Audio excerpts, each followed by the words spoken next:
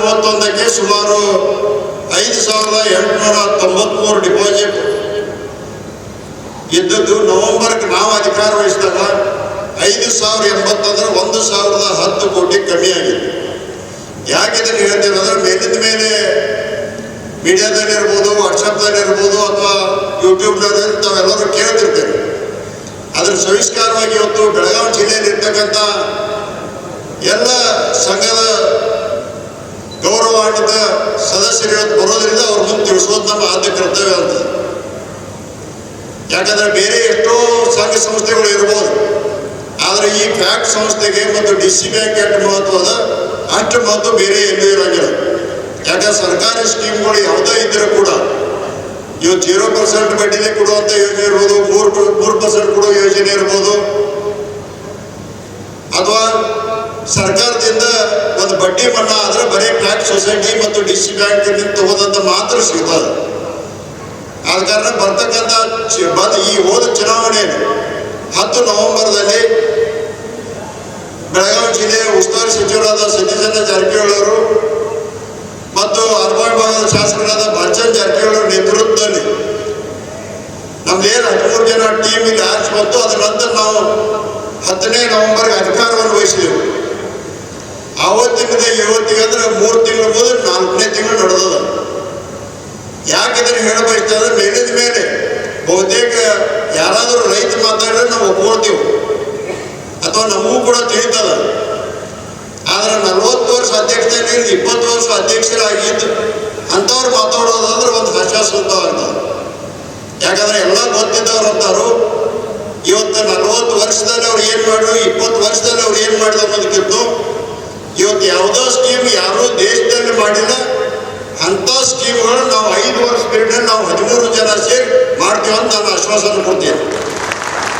3 ತಿಂಗಳಲ್ಲಿ ಸುಮಾರು 544 ಕೋಟಿ ರೂಪಾಯಿ ಈಗಾಗಲೇ ಡಿಪಾಸಿಟ್ ಹೆಚ್ಚಾಗಿದೆ.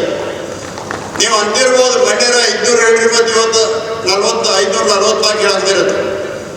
ಇವತ್ತಿನ ನಿನ್ನಿನ ತಾರೀಕಿಗೆ ತಗೋದ್ರೆ ಅದು 544 ಆಗಿದೆ. ಒಂದು ದಿವಸ 20ರಿಂದ 25 ಕೋಟಿ ಡಿಪಾಸಿಟ್ ಬರ್ತಾ ಇದೆ. ಈ ಪ್ರಕಾರವಾಗಿ ಈ ಬ್ಯಾಂಕ್ ಇಷ್ಟೊಂದು ಗಟ್ಟಿಯಾಗಿದೆ. ರೈತರಿರ್ಬೋದು ಅಥವಾ ಕಾರ್ಮಿಕರಿರ್ಬೋದು ಮತ್ತು ಇನ್ನುಳಿದ ಇದ್ರ ಮೇಲೆ ಇರ್ತಕ್ಕಂಥ ಎಲ್ಲ ಗ್ರಾಹಕರಿರ್ಬೋದು ಎಷ್ಟೊಂದು ವಿಶ್ವಾಸ ಇಟ್ಟಿದಾರಂದ್ರೆ ಅವ್ರ ವಿಶ್ವಾಸಕ್ಕೆ ಪಾತ್ರರಾಗಿ ಇವತ್ತೇನು ಬಾಲಚಂದ್ರ ಜಾರಕಿಹೊಳಿ ಅವರು, ಸತೀಶ್ ಜಾರಕಿಹೊಳಿ ನಮ್ಮನ್ನ ಅಧ್ಯಕ್ಷನಾಗಿ, ರಾಜೀವ್ ಕಾಗೇರಿ ಉಪಾಧ್ಯಕ್ಷನಾಗಿ ಮತ್ತು ನಮ್ಮೆಲ್ಲ ಸಂಚಾಲಕ ಮಂಡಳಿಯವ್ರ ವಿಶ್ವಾಸದಿಂದ ನಾವು ಬ್ಯಾಂಕನ್ನು ಈ ಪ್ರಕಾರವಾಗಿ ನಡೆಸ್ತಾ ಇದ್ದೀವಿ. ಅದ್ರ ಮುಂದಿನ ದಿನಮಾನದಲ್ಲಿ ಇವತ್ತು ದೇಶದಲ್ಲಿ ರಾಜ್ಯದಲ್ಲಂತೂ ನಂಬರ್ 1 ಬಂದೇ ಬರ್ತದೆ. ಆದ್ರೆ ದೇಶದಲ್ಲೇ ನಂಬರ್ 1 ಆಗ್ಬೇಕಂತ ನಮ್ಮ ಪ್ರಯತ್ನ ಇರ್ತದೆ. ಅದ ಕಾರಣ ತಮ್ಮ ಸಹಕಾರ ಬಹಳ ಮಹತ್ವದ. ಯಾಕಂದ್ರೆ ಇವತ್ತು ಜಾರಕಿಹೊಳಿ ಕುಟುಂಬದ ಇರ್ಬೋದು ಅಥವಾ ಇರ್ತಕ್ಕಂಥ ನಮ್ಮ ಎಲ್ಲ ನಿರ್ದೇಶಕರು ಯಾರಿಗೇ ಒಂದು ಇದು ಕೆಟ್ಟ ಆಗಬಾರ್ದು ಅಂತ ಆ ಭವನದಿಂದ ನಾವು ಒಳ್ಳೆ ರೀತಿಯಲ್ಲಿ ಈಗಾಗಲೇ ಸ್ಕೀಮ್ ಮಾಡಿದ್ರೆ ನೀವು ನೋಡಿದ್ರೆ ಮೊದಲನೇ ಸ್ಕೀಮ್ ನಮ್ಮ ಏನು ಒಂದು ಬಹುತೇಕ ಸವಿಸ್ಕಾರವಾಗಿ ವಿಷಯಗಳನ್ನು ತಮಗೆ ತಿಳಿದಿರ್ಬೋದು ಅನಿಸ್ತದ. ಇವತ್ತು ನಾವು DC ಬ್ಯಾಂಕಿನಿಂದ ಯಾವ್ಯಾವ ಸಾಲ ಕೊಡ್ತೀವಪ್ಪ ಅಂದ್ರೆ ಬರೀ 0% ಒಂದು ಕ್ರಾಪ್ ಲೋನ್ ಕೊಡ್ತಾ ಇರ್ತೀವಿ, 3% ಟ್ರ್ಯಾಕ್ಟರ್ ಲೋನ, 3% ನಮ್ದು ಇರ್ತಕ್ಕಂಥ ಪೈಪ್ಲೈನ್ ಸಾಲ ಮತ್ತು 1% ನಮ್ಗೆ ಇರ್ತಕ್ಕಂಥ ಸ್ವಸಹಾಯ ಸಂಘದವರು. ಇವು ಅಟ್ಟ ಸಾಲಗಳನ್ನ ನಾವು ಕೊಡ್ತಿರ್ತೀವಿ, ಅಟ್ಟ ನೀವು ತಗೊಳ್ತಿರ್ತೀವಿ. ಆದರೆ ವರ್ಷ ಇಡೀ ನಮ್ಮ ಸಂಘದವ್ರಿಗೆ ಎಲ್ಲರಿಗೂ ಏನು ಕೆಲಸ ಇರೋಲ್ಲ. ಸುಮಾರು 1200 ಸೊಸೈಟಿಯಲ್ಲಿ A-B ಕ್ಯಾಟಗರಿದು ತಮ್ಮಟ್ಟು ಬಂಡವಾಳ ಮಾಡಿ ತಾವೋ ಸಾಲಗಳನ್ನು ಕೊಡ್ತಿರ್ತಾರೋ, ರೇಷನ್ ಕೊಡ್ತಿರ್ತಾರೋ ಅಥವಾ ಫರ್ಟಿಲೈಸರ್ ಕೆಮಿಕಲ್ ಮಾರಾಟ ಮಾಡ್ತಿರ್ತಾರೋ. ಇನ್ನುಳಿದ ಸೊಸೈಟಿಯವ್ರು ಬಹುತೇಕ ಬಂಡವಾಳದಿಂದನ ವರ್ಷಕ್ಕೆ ಒಂದು ಸಾಲ ಕೊಟ್ಟರೆ ಮತ್ತು ಮರುವರ್ಷ ಬಾಗಿಲ ತೆಗೆಯುವಂಥ ಪರಿಸ್ಥಿತಿ. ನಿತ್ಯ ನಿರಂತರವಾಗಿ ಸೊಸೈಟಿ ಕೆಲಸ ಕಾರ್ಯ ಆಗಬೇಕು, ಸೊಸೈಟಿಗೂ ಸ್ವಲ್ಪ ಲಾಭ ಆಗಬೇಕು, ಅಲ್ಲಿರ್ತಕ್ಕಂಥ ಸಿಬ್ಬಂದಿಯವ್ರ ಪೇಮೆಂಟು ಒಳ್ಳೆ ರೀತಿಯಲ್ಲಿ ಸಿಗಬೇಕು. ಈ ದೃಷ್ಟಿಕೋನಲ್ಲಿ ನಾವು ಕೆಲವೊಂದು ಸ್ಕೀಮ್ಗಳು ಹೊಸದಾಗಿ ಪ್ರಾರಂಭ ಮಾಡಿದ್ವಿ.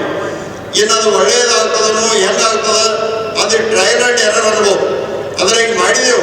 ಇದನ್ನೊಂದು ವರ್ಷದ ತನಕ ನಾವು ನಡೆಸಿದ ನಂತರ ಇದರಲ್ಲಿ ಮತ್ತೇನು ಬದಲಾವಣೆ ಬೇಕಾಗ್ತದೆ, ಮತ್ತೇನು ಹೆಚ್ಚು ಕಮ್ಮಿ ಮಾಡಬೇಕಾದ ಅದರಂತೆ ನಾವು ಮತ್ತೆ ಅದರ ದುರಸ್ತಿ ಕೂಡ ಮಾಡ್ಬೋದು. ಆದರೆ ಸ್ಕೀಮ್ ಮಾಡಿದೀವಿ ಅಂದ್ರೆ ಹಿಂಗೆ ಅಂತಲ್ಲ. ಯಾಕಂದ್ರೆ ಇದು ಸಹಕಾರಿ ಸಂಸ್ಥೆ, ಇದು ರೈತರಾಗಲಿ, ಗ್ರಾಹಕರಾಗಲಿ, ಸಿಬ್ಬಂದಿ ಆಗಲಿ ಮತ್ತು ನಿರ್ದೇಶಕರು, ಇವು 4 ಜನ ಸೇರಿ ಕೂಡಿ ಮಾಡಿದ್ರ ಇವತ್ತು ಸಂಸ್ಥೆ ಬೆಳವಣಿಗೆಯಲ್ಲಿ ಹೆಚ್ಚಿನ ಆಗೋದ್ರಲ್ಲಿ ಯಾವುದೇ ಸಂದೇಹವಿಲ್ಲ. ಮೊದಲನೇದಾಗಿ ನಾವು ನಾನ್ ಅಗ್ರಿಕಲ್ಚರ್ ಲೋನ್ ಎಲ್ಲ ಸೊಸೈಟಿಗೆ ಅಂದೇವು. ನಾವು ನಾನ್ ಅಗ್ರಿಕಲ್ಚರ್ ಅಂದ್ರೆ ಏನಪ್ಪ, ಇವು ಏನು 4 ಸಾಲ ಕೊಡ್ತಿರ್ತೀವಿ, ಕ್ರಾಪ್ ಲೋನ, ಟ್ರ್ಯಾಕ್ಟರ್, ಪೈಪ್ಲೈನ ಮತ್ತು ಸೊಸೈಸನ್. ಇದನ್ನು ಬಿಟ್ಟು ಕೂಡ ನಮ್ಮ ರೈತ ಬಾಂಧವರಿಗೆ ಸಾಲ ಬೇರೆ ಬೇರೆ ಬೇಕಾದ್ರೆ ಮತ್ತು ಬೇರೆ ಬ್ಯಾಂಕಿಗೆ ಹೋಗುವಂಥ ಪರಿಸ್ಥಿತಿ ಬರ್ತದೆ. ನಮ್ಮ ಫ್ಯಾಕ್ಸ್ ಸೊಸೈಟಿ ನಮ್ಮ ಎಲ್ಲ ಊರಲ್ಲಿ ಒಂದೊಂದು ಇರೋದ್ರಿಂದ ಮತ್ತು ಈಗಾಗಲೇ ನಮ್ಮ ಜಿಲ್ಲೆಯಲ್ಲಿ ಸುಮಾರು 1200ರಿಂದ 1300 ಹಳ್ಳಿಗಳದಾವೆ. ನಮ್ಮ 110 ಬೇರೆ ಶಾಖೆಗಳದಾವೆ. ಅಂದರೆ 10% ಕೂಡ ನಾವು ಮುಟ್ಟಿಲ್ಲ. ಆದ್ರೆ ನಮ್ಮ ಫ್ಯಾಕ್ಸ್ ಸೊಸೈಟಿ ಏನು ನಮ್ಮ ಮೆಂಬರ್ ಇದ್ದವರು ಇವ ನಮ್ಮ ಬ್ರ್ಯಾಂಚ್ ಅಂತ ತಿಳ್ಕೊಂಡು ಇವ್ರ ಮುಖಾಂತರ ಕೊಟ್ಟರೆ ಪ್ರತಿಯೊಂದು ಊರಿಗೆ ಕೂಡ ಮುಟ್ಟಬಹುದು ಅನ್ಸ್ತದೆ. ಆ ಪ್ರಕಾರವಾಗಿ ನಮ್ಮ DCC ಬ್ಯಾಂಕ್ ಬ್ರಾಂಚ್ಗಳಲ್ಲಿ ಏನು ನಾವು ಸಾಲ ಕೊಡ್ತಿರ್ತೇವೆ, ಏನು ನಮ್ಮಲ್ಲಿ ಬಡ್ಡಿ ದರ ಅದ ಬಡ್ಡಿ ದರಲ್ಲೇ ನೀವು ಕೂಡ ನಿಮ್ಮ ಸದಸ್ಯರಿಗೆ, ನಿಮ್ಮ ಗ್ರಾಹಕರಿಗೆ ಆ ಸಾಲಗಳನ್ನು ಸೊಸೈಟಿ ಮುಖಾಂತರ ಕೊಡಬಹುದು. ಇನ್ನು ಎಲ್ಲಿ 10.5% ಅದ ಸ್ಲೈಡ್ ಎಲ್ಲಿ 10.5% ಅದ ಅದು 0.5% ಸೊಸೈಟಿಗೆ ಸಿಗ್ತದೆ. 11% ಮೇಲ್ಪಟ್ಟು ಏನಿದೆ ಅಲ್ಲಿ 1% ನಿಮ್ಮ ಸೊಸೈಟಿಗೆ ಸಿಗ್ತದೆ. ಉಳಿದು ನಮ್ಮ ಬ್ರ್ಯಾಂಚ್ನಲ್ಲಿ ಯಾವ ಪ್ರಕಾರ ನಾವು ಹೊರಗಡೆ ನಮ್ಮ ಬ್ರ್ಯಾಂಚ್ನಲ್ಲಿ ಲೋನ್ ಕೊಡ್ತಿದ್ದೆವು ಅದೇ ಥರ ನೀವು ಮೋಟರ್ ಸೈಕಲ್ ಇರ್ಬೋದು, ಕಾರ್ ಇರ್ಬೋದು, ಗೃಹ ಸಾಲ ಇರ್ಬೋದು, ಮತ್ತು ಇನ್ನು ಮೇಲೆ ಪಗಾರ ಮೇಲಿನ ಸಾಲ ಇರ್ಬೋದು, ಎಲ್ಲ ಸಾಲಗಳನ್ನು ಕೂಡ ನೀವು ಪ್ರಾರಂಭ ಮಾಡ್ಬೋದು. ಅಂದ್ರೆ ನಿಮ್ಗೆ ಅದೊಂದು ಆಶ್ವಾಸನೆ ಕೊಡ್ತಾ ಇದ್ದೆವು. ಯಾರ ಹತ್ತಿರ ಬಂಡವಾಳ ಇಲ್ಲ, ಯಾರು ಈ ಬಡ್ಡಿ ದರದಾಗ ತಗೊಳ್ತಾರೋ ಅದನ್ನ ಟ್ಯಾಕ್ಸ್ ಮುಖಾಂತರ ನೀವು ನಾಳಿಂದ ಪ್ರಾರಂಭ ಮಾಡ್ಬೋದು. ಇವತ್ತು ಅದು ಕೂಡ ಒಂದು ಉದ್ಘಾಟನೆ ಮಾಡಿ.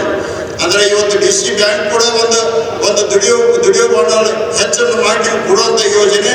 ನಿಮಗೂ ಕೂಡ 1% ಸಿಗೋದ್ರಿಂದ ಅಲ್ಲಿ ಇನ್ಕಮ್ ಆಗ್ತದೆ, ಅಥವಾ ಸೊಸೈಟಿ ಸೆಕ್ರೆಟರಿಗಳಲ್ಲಿ ಸ್ಟಾಫ್ ಒಂದು ಕೆಲಸ ಕೂಡ ಸಿಕ್ಕಂಗಾಗ್ತದೆ. ಇನ್ನು 2ನೇ ಸ್ಕೀಮ್ ಅಂದ್ರೆ ನಮ್ಮ ಇರ್ತಕ್ಕಂಥ 2ನೇ ಈಗ ನೀವು ಹೇಳ್ತಿರ್ತೀರಿ ಗಳಿಸೋನು ಮತ್ತು ಅದು ಲಾಭದಲ್ಲಿ ಗಳಿಸಿದ ನಂತರ ಇವನ್ ನಮ್ಮ ಎಲ್ಲ ನಿರ್ದೇಶಕರು ಕೂಡ ಒಂದು ಪೆನ್ಷನ್ ಯೋಜನೆ ಇರ್ಬೋದು ಅಥವಾ ಇರ್ತಕ್ಕಂಥ ಇನ್ಶೂರೆನ್ಸ್ ಯೋಜನೆ ಇರ್ಬೋದು. ಯಾಕಂದ್ರೆ ನಾವು ಬೀರೇಶ್ವರಲ್ಲಿ ಮಾಡಿದಾಗ ಒಂದು ಅನುಭವ ಬಂತು. ಏನು ನಾವು 20 ವರ್ಷದಿಂದ ಇನ್ಶೂರೆನ್ಸ್ ಮಾಡ್ತಿದ್ದೆವು, ಈಗ ನನಗೆ 63 ವರ್ಷ ಅದ. ನಮ್ಮ ನಿರ್ದೇಶಕರು ಕೂಡ ಎಲ್ಲರೂ 60 ವರ್ಷ ಮ್ಯಾಗಿನವ್ರು. 60 ವರ್ಷ ಮ್ಯಾಗ ಹೋದ್ರೆ ಇನ್ಶೂರೆನ್ಸ್ ಯಾರು ಕೊಡೋದಿಲ್ಲ.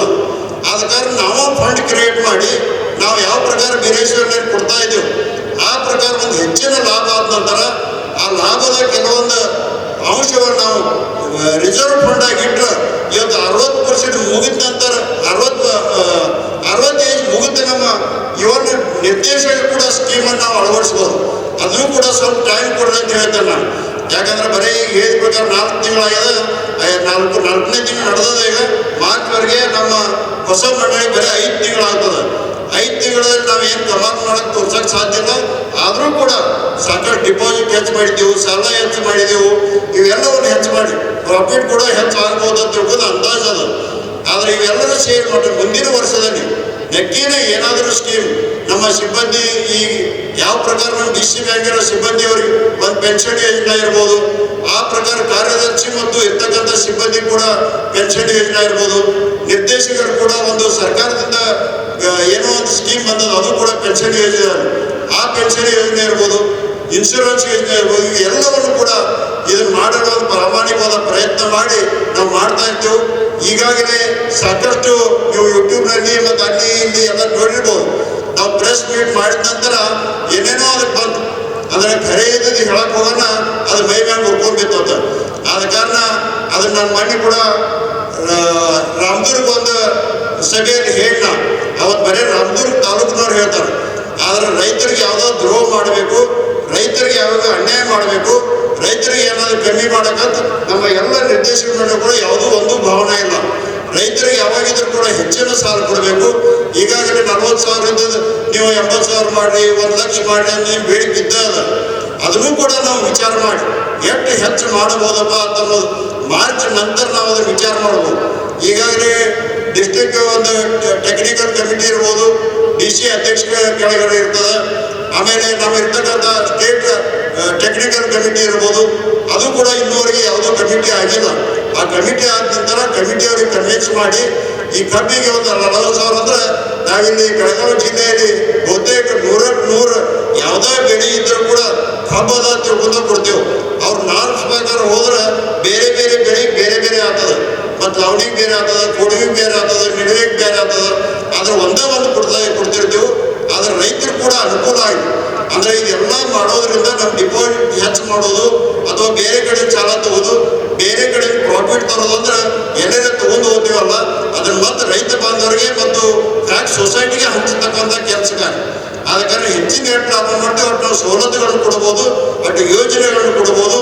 ಈಗಾಗಲೇ ಈ 3 ಯೋಜನೆಗಳು ನೀವು ಒಳ್ಳೆಯ ದೃಷ್ಟಿಯಿಂದ ಉಪಯೋಗ ಮಾಡಿದ್ರೆ ನಿಮ್ಮ ಸಂಘ ಸಂಸ್ಥೆ ಕೂಡ ಲಾಭವಾಗ್ತದೆ, ಈ DC ಬ್ಯಾಂಕ್ ಕೂಡ ಲಾಭ ಆಗ್ತದೆ. ಆದ್ರೆ ನಿಮ್ಮ ಸಹಕಾರ ಇದ್ರೆ ನೀವೇನು ಒಂದು ಫ್ಯಾಕ್ಟ್ಸ್ ಸೊಸೈಟಿದಪ್ಪ ನಮ್ಮ DC ಬ್ಯಾಂಕ್ ನಾವು ಬೇರೆ ನೀವು ಬೇರೆ ಅಂತ ತಿಳ್ಕೊಳ್ಳೋದಲ್ಲ. ಇವತ್ತು ಎಪೆಕ್ಸ್ ಬಾಡಿ ನಮ್ಮ ಫೆಡರಲ್ ಬಾಡಿ ಅದ. DC ಬ್ಯಾಂಕ್ ಪ್ರತ್ಯೇಕ ಜಿಲ್ಲೆಗಳಲ್ಲಿ DC ಬ್ಯಾಂಕ್ ಅದ. DC ಬ್ಯಾಂಕ್ ಕೆಳಗಡೆ ನಮ್ಮ ಫ್ಯಾಕ್ಟ್ ಸೊಸೈಟಿ ಅದ. ಸೊಸೈಟಿ ಎಲ್ಲ ರೈತರ ಮೆಂಬರ್ ಅದ. ಈ ಪ್ರಕಾರ ಇದೊಂದು ಚೈನೆ ಇದ್ದಾಗ ಅದ. ಇವರೆಲ್ಲರೂ ಸೇರಿ ಒಂದಾಗಿ ಒಳ್ಳೆ ರೀತಿಯಿಂದ ಕೆಲಸ ಕಾರ್ಯ ಮಾಡೋದಾದ್ರೆ ನೆಕ್ಕಿನ ಮುಂದಿನ ದಿನಮಾನದಾಗ ಇವತ್ತು ಏನೊಂದು ಬೆಳಗಾವಿ ಜಿಲ್ಲಾ DCC ಬ್ಯಾಂಕ್ ನಾವು ಇವತ್ತು 3 ಸ್ಕೀಮ್ಗಳನ್ನು ಮಾಡಿದೆವು. ಇದನ್ನು ನಾನು ಇಷ್ಟ ಹೇಳ್ತೇನೆ, ಇದು ಮೊಟ್ಟ ಮೊದಲನೇದ ದೇಶದಲ್ಲಿ ಈ ಸ್ಕೀಮ್ ಯಾರು ಅಳವಡಿಸೋ ಅದು ಬೆಳಗಾವಿ DC ಬ್ಯಾಂಕ್ ಅಂತ ನಮ್ಗೆ ಹೆಮ್ಮೆಯಿಂದ ಹೇಳ್ಬೋದು. ಇದು ಮುಂದಿನ ದಿನಮಾನದಲ್ಲಿ ಈ ಸ್ಕೀಮ್ಗಳನ್ನು ದೇಶದಾದ್ಯಂತ ಎಲ್ಲರೂ ಕೂಡ ಇದನ್ನು ಅಳವಡಿಸ್ಬೋದು. ಯಾಕಂದ್ರೆ ಇವತ್ತು ನಮ್ಮ ರಾಷ್ಟ್ರೀಯ ಸಹಕಾರಿ ಮಂತ್ರಿಗಳು ಅಮಿತ್ ಶಾ ಅವರು ಬಂದ ನಂತರ ಇವತ್ತು ಫ್ಯಾಕ್ಸ್ ಸಹಕಾರಿ ಮಂತ್ರಿಗಳು ಆದ ನಂತರ ಹೊಸ ಕಾಯ್ದೆ ಕಾನೂನು ಮಾಡಿ ಇವತ್ತು ಫ್ಯಾಕ್ಸ್ ಸೊಸೈಟಿ ಮಲ್ಟಿಪರ್ಪಸ್ ವಿವಿಧ ಉದ್ದೇಶ ಅಂತ ಒಂದು ಟ್ಯಾಗನ್ನು ಕೊಟ್ಟು ಎಲ್ಲ ವ್ಯವಹಾರವನ್ನು ಮಾಡಬೇಕು. ಯಾಕಂದ್ರೆ ಅವ್ರು ಬರೀ ರೇಷನ್ ಮಾಡಬೇಕು, ಸಾಲ ಕೊಡಬೇಕು ಅಷ್ಟೇ ಅಲ್ಲ, ಅವ್ರ ಮುಖಾಂತರ ನಮ್ಮ ಎಲ್ಲ ವ್ಯವಹಾರಗಳನ್ನಂದ್ರೆ ಇವತ್ತು ಅವರ ಗ್ಯಾಸ್ ಏಜೆನ್ಸಿ ತಗೊಳ್ಬೋದು, ರೋಡ್ ಕಾಂಟ್ರಾಕ್ಟ್ ತಗೋಬೋದು, ಅಥವಾ ನಮ್ಮ ಇರ್ತಕ್ಕಂಥ ಯಾವುದೇ ಕೆಲಸ ಕಾರ್ಯಗಳು ಸರ್ಕಾರದಿಂದ ಇದ್ರೆ ಅವ್ರು ಮಾಡ್ಬೋದು ಅಂತ ತಿಳ್ಕೊಂಡು ಒಂದು ಈಗಾಗಲೇ ಪರ್ಮಿಷನ್ ಕೊಟ್ಟಿದ್ದಾರೆ. ಯಾರು ನಮ್ಮ ಪರ್ಮಿಷನ್ ಇಲ್ಪ ನಮ್ಮ ಬಾಯ್ಲೋದಾಗಿಲ್ಲ ಅನ್ನೋದ ಕಾರಣ ಯಾರು ಬೇಕಾದವ್ರು ಏನು ಬೇಕಾದ್ರೆ ಕೆಲಸ ಮಾಡ್ಬೋದು ಈ ಪ್ರಕಾರವಾಗಿ ಕೊಟ್ಟಿದ್ದಾರೆ. ಆ ಪ್ರಕಾರ ನಾವು DC ಬ್ಯಾಂಕ್ದವ್ರು ಕೂಡ ಎಷ್ಟು ಸಹಕಾರ ಸಂಘದವ್ರು ಸಹಕಾರ ಬೇಕು ಅಷ್ಟು ಸಹಕಾರ ಮಾಡ್ಲಿಕ್ಕೆ ತಯಾರಿದೆವು. ಆದ ಕಾರಣ ಎಲ್ಲರೂ ಕೂಡ ಇವತ್ತು ಸಹಕಾರಿಯಾಗಿ ಇವತ್ತೇನು ವರ್ಷಕ್ಕೊಮ್ಮೆ ಬಾಗಿಲ ತೆಗೆದೇ ಇರೋದನ್ನು ಬಿಟ್ಟು ದಿವಸ ಸೆಕ್ರೆಟರಿಗಳು ಕೂಡ ಕಾರ್ಯದರ್ಶಿಗಳು ಕೂಡ ನಾನು ಒಂದು ವಿನಂತಿ ಮಾಡ್ತೇನೆ. ನಮ್ಮ ಎಲ್ಲ ನಿರ್ದೇಶಕರು ಕೂಡ ಈಗ ಯಾವ ಪ್ರಕಾರ ನಮ್ಮ ಸಹಕಾರವನ್ನು ನಮ್ಮ DC ಬ್ಯಾಂಕಿನ ನಿರ್ದೇಶಕರು ಕೊಡ್ತಾ ಇದ್ದಾರೆ, ಇವರು ಕೂಡ ಒಂದೊಂದು ಸೊಸೈಟಿಯಿಂದ ರಿಪ್ರೆಸೆಂಟೇಷನ್ ಬಂದವು, ಇವರು ಕೂಡ ಒಂದೊಂದು ಅಧ್ಯಕ್ಷರಾಗಿ ನಿರ್ದೇಶಕರಾಗಿದ್ದಾರೆ. ಆದ್ರೆ ನೀವು ಅದನ್ನು ಒಳ್ಳೆ ರೀತಿಯಿಂದ ತಗೊಂಡು ಒಳ್ಳೆ ಕೆಲಸ ಕಾರ್ಯಗಳನ್ನು ಆ ಕಾರ್ಯದರ್ಶಿಗಳು ಮಾಡಿದ್ರೆ ಆ ಸಂಘಕ್ಕಾಗಲಿ ಆ ಊರಿಗಾಗಲಿ ಆ ರೈತ ಬಾಂಧವರಿಗಾಗಲಿ ಒಳ್ಳೆಯದಾಗ್ತದೆ. ಆದ ಕಾರಣ ಮುಂದಿನ ದಿನಮಾನದಲ್ಲಿ ಕೂಡ ಈ ಒಂದು ಸಹಕಾರವನ್ನು ಮಾಡಬೇಕು. ಮತ್ತೊಮ್ಮೆ ನಾನು ನಮ್ಮ ಈ ಒಂದು ಎಲ್ಲ ನಮ್ಮ ಸಂಘದ ಉಸ್ತುವಾರಿಗಳಿಗೆ ಮತ್ತು ಇರ್ತಕ್ಕಂಥ ನಿರ್ದೇಶಕರ ಆರಿಸ್ಕೊಂಡು ಇವತ್ತು ಈ ಒಂದು ಅಧಿಕಾರಕ್ಕೆ ಬರಲು ಮಾಡಿದಂಥ ಉಸ್ತುವಾರಿ ಸಚಿವ ಸತೀಶ್ ಜಾರಕಿಹೊಳಿ ಅವರಿಗೂ ವಾಚನ್ ಜಾರಕಿಹೊಳಿಗೂ ಒಂದು ವಂದನೆಗಳು ಹೇಳಿ ತಮಗೂ ಕೂಡ ಮುಂದಿನ ದಿನಮಾನದಲ್ಲಿ ಇದೇ ಪ್ರಕಾರ ಸಹಕಾರ